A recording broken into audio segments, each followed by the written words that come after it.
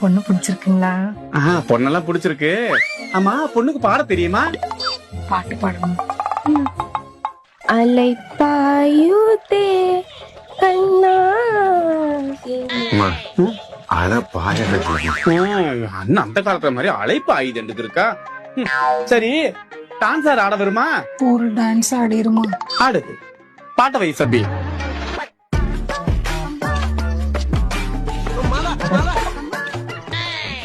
இடுப்பு வளையவே இல்லையடா.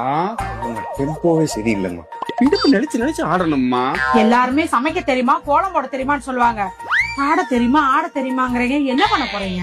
என்ன பண்ண போறீங்களா? பாட தெரியுமா, ஆட தெரியுமான்னு கேக்குறது இப்ப ட்ரெண்டிங். கோலம் போட்டு என்ன பண்ண போற? அதுல என்ன வருமானம்? நாங்க சொந்தமா சேனல் வச்சிருக்கோம்ல, அதுல மறுமண ஆட விட வேணா. அப்பதானே பணம் வரும், லைக் வரும். இப்ப காட்டி ஆடணும், அப்பதான் பணம் வரும். இது தேராதுடா. அம்மா தேராது, நாங்க வேற பொண்ணா பாக்க போறோம். இருங்க, என் பொண்ணுக்கு எப்படியாவது ஒரு 6 மாசத்துல டான்ஸ் கத்து கொடுத்துறேன். 6 மாசம் வரைக்கும் எங்க சேனலுக்கு எப்படி சப்ஸ்கிரைபர் வருவாங்க? டேய், அடுத்ததுல சில்க் மாதிரி ஒரு பொண்ணு ஆடுதாம்டா. அந்த பொண்ணை போய் பாப்போம். பொண்ணு பிடிச்சிருக்குங்களா?